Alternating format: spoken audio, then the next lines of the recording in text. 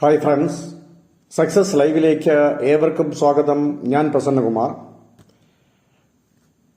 CSEB നടത്തുന്ന cooperative bank എക്സാമിനേഷനുമായി ബന്ധപ്പെട്ട് operation എന്ന് പറയുന്ന പേപ്പറിൽ നമുക്ക് ഒരുപാട് കാര്യങ്ങൾ പഠിക്കാനുണ്ട്.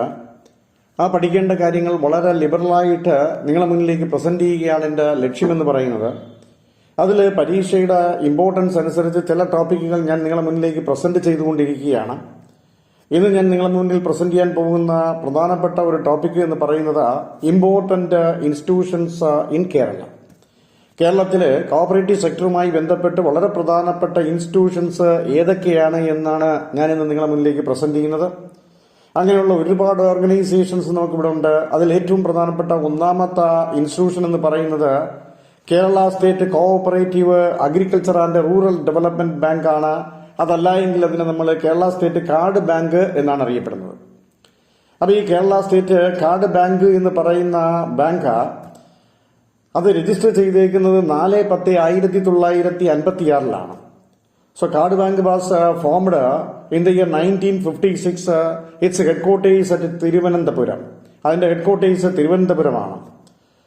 So the card bank is registered under the Kerala State Cooperative Agriculture and Rural Development Bank Act 1984. 1984 Kerala state cooperative agriculture and rural development bank act അനുസരിച്ചാണ് Kerala state card bank register ചെയ്തിരിക്കുന്നത്.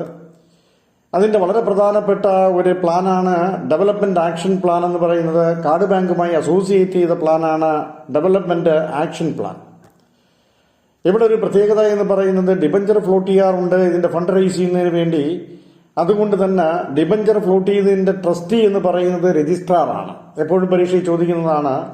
Registrar is the trustee of the debenture floated by Kerala state card bank. So the debenture redemption fund or sinking fund is maintained by Kerala state card bank. രണ്ട് കാര്യങ്ങൾ വളരെ important ആണ്. Card bank float ചെയ്യുന്ന ഡിബഞ്ചറിന്റെ trustee എന്ന് പറയുന്നത് രജിസ്ട്രാറും, അതോടൊപ്പം തന്നെ debenture redemption fund അല്ലെങ്കിൽ സിങ്കിങ് ഫണ്ട് മെയിൻറ്റെയിൻ ചെയ്യുന്ന ഓർഗനൈസേഷൻ എന്ന് പറയുന്നത് കേരള സ്റ്റേറ്റ് കാർഡ് ബാങ്ക് ആണ്. The staff training institute of Kerala state card bank is at Ernakulam. ഇതിന് ഒരു സ്റ്റാഫ് ട്രെയിനിങ് ഇൻസ്റ്റിറ്റ്യൂട്ട് ഉണ്ട്. അത് ലൊക്കേറ്റ് ചെയ്തിരിക്കുന്നത് എറണാകുളമാണ്. അപ്പോൾ പരീക്ഷയുമായി ബന്ധപ്പെട്ട് നമുക്ക് വളരെ ഇമ്പോർട്ടന്റ് ആയിട്ട് അറിയേണ്ട കാർഡ് ബാങ്കിനെ കുറിച്ച് അറിയേണ്ട പോയിന്റ്സുകളാണ് ഞാൻ പറഞ്ഞത്. കാർഡ് ബാങ്ക് അതിന്റെ എക്സ്പാൻഷൻ എന്ന് പറയുന്ന Kerala state cooperative agriculture and rural development bank ആണ്. It was registered on 4th October 1956. Its headquarters at Trivandrum. Kerala state card bank is registered under the Kerala state cooperative agriculture and rural development bank act 1984. Development action plan is related with card bank.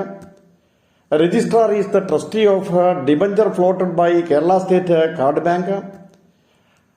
Debenture redemption fund അഥവാ sinking fund is maintained by Kerala State Card Bank and the staff training institute of Card Bank is located at Ernakulam.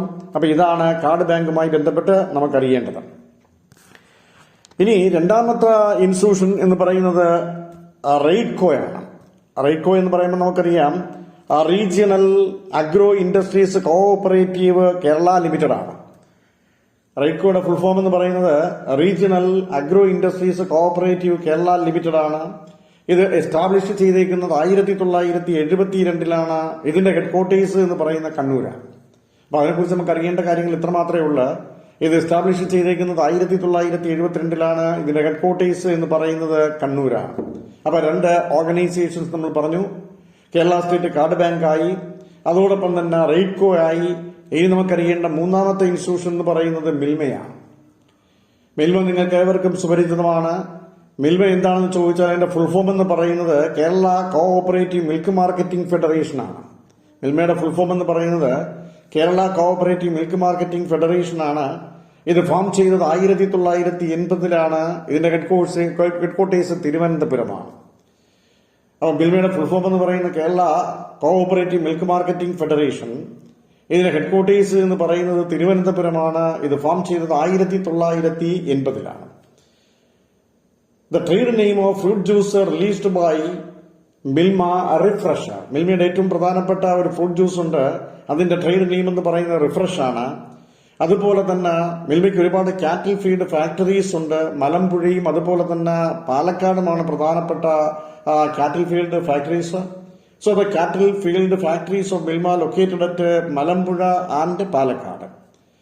ഇതിന്റെ ഏറ്റവും പ്രധാനപ്പെട്ട publication എന്ന് പറയുന്നത് ക്ഷീര സന്ദേശമാണ്. മിൽമയുടെ ശരിക്കുമുള്ള പബ്ലിക്കേഷൻ എന്ന് പറയുന്നത് ക്ഷീര സന്ദേശമാണ്. Choco bite is a product of Milma. മിൽമയുടെ മറ്റൊരു പ്രശസ്തമായ പ്രോഡക്റ്റ് ആണ് ചോക്കോ ബൈറ്റ് എന്ന് പറയുന്നത്. അപ്പം മിൽമ എന്ന് പറയുന്ന Kerala cooperative milk marketing federation ആണ്. ഇത് ഫോം ചെയ്തത് 1980-ലാണ്. ഇതിന്റെ ഹെഡ്ക്വാർട്ടേഴ്സ് എന്ന് പറയുന്നത് തിരുവനന്തപുരമാണ്. മിൽമയുടെ ഫ്രൂട്ട് ജ്യൂസിന്റെ പേര് എന്ന് പറയുന്നത് റിഫ്രഷ് ആണ്. അതുപോലെ തന്നെ ചോക്കോ ബൈറ്റ് എന്ന് പറയുന്ന മിൽമയുടെ ഒരു പ്രോഡക്റ്റ് ആണ്. ഇതിന്റെ പബ്ലിക്കേഷൻ എന്ന് പറയുന്നത് ക്ഷീര സന്ദേശമാണ്. ഇതിന് കാറ്റിൽ ഫീൽഡ് ഫാക്ടറീസ് എന്ന് പറയുന്നത് മലമ്പുഴയും പാലക്കാടുമാണ്. അങ്ങനെയാണ് മിൽമയുടെ ഫോർമേഷൻ എന്ന് പറയുന്നത്. അപ്പൊ കേരള സ്റ്റേറ്റ് കാർഡ് ബാങ്കായി, റെയ്ഡ്കോയായി, മിൽമയായി, നാലാമത്തെ ഇൻസ്റ്റിറ്റ്യൂഷനാണ് കൊയർഫെഡ്. കേരളത്തില് ലൊക്കേറ്റ് ചെയ്തിരിക്കുന്ന ഇൻസ്റ്റിറ്റ്യൂഷനിൽ അടുത്ത നാലാമത്തെ ഇൻസ്റ്റിറ്റ്യൂഷൻ എന്ന് പറയുന്ന കൊയർഫെഡ് ആണ്. നമുക്കറിയാം കൊയർഫെഡ് എന്ന് പറയുന്നത് ഫോം ചെയ്തേക്കുന്ന 1979-ലാണ്. ഇതിന്റെ ഹെഡ്ക്വാർട്ടേഴ്സ് ആലപ്പുഴയാണ്. അപ്പൊ ഫോം ചെയ്തേക്കുന്ന 1979 ഹെഡ്ക്വാർട്ടേഴ്സ് ആലപ്പുഴയാണ്. ഇതിന്റെ മന്ത്ലി ജേണൽ എന്ന് പറയുന്നത് കൊയർ ന്യൂസ് ആണ്. കൊയർഫെഡിന്റെ മന്ത്ലി ജേണൽ എന്ന് പറയുന്നത് കൊയർ ന്യൂസ് ആണ്. The central coir research institute കലവൂരാണ്. ശ്രദ്ധിക്കുക, പരീക്ഷാ ക്വസ്റ്റ്യൻസ് ആണ് ഇതെല്ലാം. The central coir research institute locate ചെയ്തിരിക്കുന്നത് കലവൂരാണ്. അപ്പൊ അതാണ് കൊയർഫെഡിനെ കുറിച്ച് നമുക്ക് അറിയേണ്ട പ്രധാനപ്പെട്ട പോയിന്റ് എന്ന് പറയുന്നത്. ഇനി അടുത്ത അഞ്ചാമത്തെ ഓർഗനൈസേഷൻ അഥവാ ഇൻസ്റ്റിറ്റ്യൂഷൻ എന്ന് പറയുന്നത് റബ്ബർ മാർക്കാണ്. അപ്പൊ റബ്ബർ മാർക്ക് എന്ന് പറയുന്നത് നമുക്കറിയാം ഹെഡ്ക്വാർട്ടേഴ്സ് എറണാകുളമാണ്. ഇത് രജിസ്റ്റർ ചെയ്തേക്കുന്ന 16/3/1971-ലാണ്. റബ്ബർ മാർക്ക് ഹെഡ്ക്വാർട്ടേഴ്സ് എറണാകുളമാണ്. ഇത് രജിസ്റ്റർ ചെയ്തേക്കുന്നത് 16/3/1971-ലാണ്. Bharat Jaiva, Kerala Jaiva and Periyar mixer are the fertilisers produced by rubber mark. അപ്പൊ ഇവരെ സംബന്ധിച്ചിടത്തോളം പ്രധാനമായും ഫെർട്ടിലൈസർ ആണ് പ്രൊഡ്യൂസ് ചെയ്യുന്നത്. അവരുടെ ഫെർട്ടിലൈസർ പ്രൊഡ്യൂസ് ചെയ്യുന്നതിന്റെ ട്രേഡ് നെയിമുകളാണ് ഞാൻ പറഞ്ഞ ഭാരത് ജൈവ, കേരള ജൈവ ആൻഡ് പെരിയാർ മിക്സർ എന്ന് പറയുന്ന 3 വളരെ പ്രധാനപ്പെട്ട ഫെർട്ടിലൈസേഴ്സ് ആണ് അവർ പ്രൊഡ്യൂസ് ചെയ്യുന്നത് റബ്ബർ മാർക്ക് എന്ന് പറയുന്നത്. അപ്പം കേരള സ്റ്റേറ്റ് കാർഡ് ബാങ്കായി, റെയ്ഡ്കോയായി, മിൽമയായി, കൊയർഫെഡായി, ദെൻ റബ്ബർ മാർക്കായി. ഇനി അടുത്ത ഇൻസ്റ്റിറ്റ്യൂഷൻ എന്ന് പറയുന്നത് കാപ്പെക്സ് ആണ്. കാപ്പെക്സ് നമുക്കറിയാം അതിന്റെ ഹെഡ്ക്വാർട്ടേഴ്സ് കൊല്ലമാണ്. 1984-ലാണ് കാപ്പെക്സ് എസ്റ്റാബ്ലിഷ് ചെയ്തേക്കുന്നത്. അപ്പൊ കാപ്പെക്സിന്റെ ഹെഡ്ക്വാർട്ടേഴ്സ് കൊല്ലം. അത് എസ്റ്റാബ്ലിഷ് ചെയ്തത് 1984-ലാണ്. ഇനി അടുത്ത ഇൻസ്റ്റിറ്റ്യൂഷൻ എന്ന് പറയുന്നത് ഹൗസ് ഫെഡ് ആണ്. ഹൗസ് ഫെഡ് എന്ന് പറയുമ്പോൾ നമുക്കറിയാം കേരളത്തിൽ ലൊക്കേറ്റ് ചെയ്തേക്കുന്നത് അതിന്റെ ഹെഡ്ക്വാർട്ടേഴ്സ് എന്ന് പറയുന്നത് എറണാകുളമാണ്. അത് എസ്റ്റാബ്ലിഷ് ചെയ്തത് 1970-ആണ്. 1970 എറണാകുളത്ത് സ്ഥാപിച്ച ഹൗസ് ഫെഡ് എന്ന് പറയുന്നതിന്റെ മേജർ സോഴ്സ് ഫണ്ട് കൊണ്ട് കൊടുക്കുന്നത് LIC ആണ്. മറന്നുപോകരുത്, ലൈഫ് ഇൻഷുറൻസ് കോർപ്പറേഷൻ ആണ് ഇതിന് പൈസ കൊടുക്കുന്നത്. അപ്പൊ major source of funds is from that LIC. അങ്ങനെ 1970 എറണാകുളം ഹെഡ്ക്വാർട്ടേഴ്സ് ആയിട്ട് വന്ന ഹൗസ് ഫെഡിന് മേജർ സോഴ്സ് ഓഫ് ഫണ്ട് കൊടുക്കുന്നത് LIC ആണ്. അപ്പൊ അത് നമുക്ക് മനസ്സിലായി. ഇനി നമുക്കറിയേണ്ടത് മത്സ്യഫെഡ് ആണ്. മത്സ്യഫെഡ് എന്ന് പറയുമ്പോൾ നമുക്കറിയാം 19/3/1984 തിരുവനന്തപുരം ഹെഡ്ക്വാർട്ടേഴ്സ് ആയിട്ട് ആരംഭിച്ചതാണ് മത്സ്യഫെഡ് എന്ന് പറയുന്നത്. ഈ മത്സ്യഫെഡ് എന്ന് പറയുമ്പോൾ നമുക്കറിയാം integrated fisheries development project is launched by Matsyafed with the help of NCDC. Integrated fisheries development project എന്ന് പറയുന്ന പ്രോജക്ട് IFDP എന്നാണ് അറിയപ്പെടുന്നത്. ഇത് ലോഞ്ച് ചെയ്തത് മത്സ്യഫെഡ് ആണ്. അത് NCDCയുടെ സഹായത്തോടു കൂടിയാണ്. മത്സ്യഫെഡിന്റെ മാനുവർ വിൽക്കുന്നത് അവരുടെ പ്രധാനപ്പെട്ട ബ്രാൻഡ് നെയിമായ ന്യൂട്രിഫിഷ് എന്ന് പറയുന്ന ബ്രാൻഡ് നെയിമിലാണ്.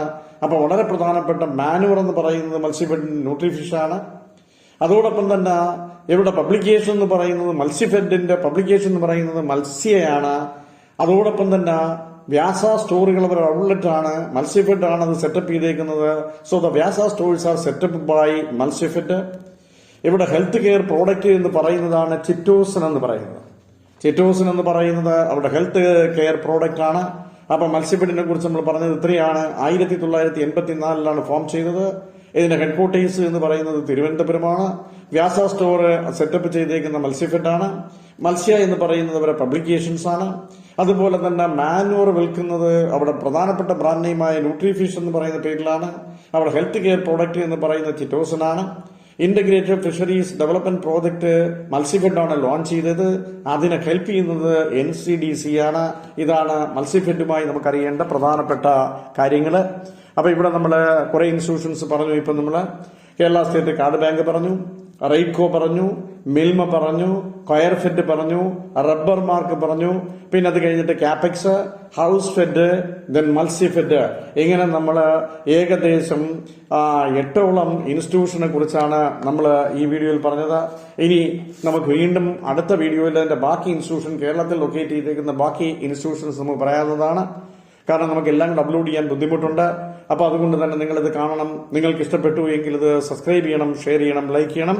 അതിന്റെ ബാക്കി തൊട്ടടുത്ത വീഡിയോയിൽ ഞാൻ നിങ്ങളുടെ മുന്നിലേക്ക് പ്രസന്റ് ചെയ്യുന്നതാണ്. താങ്ക്സ്.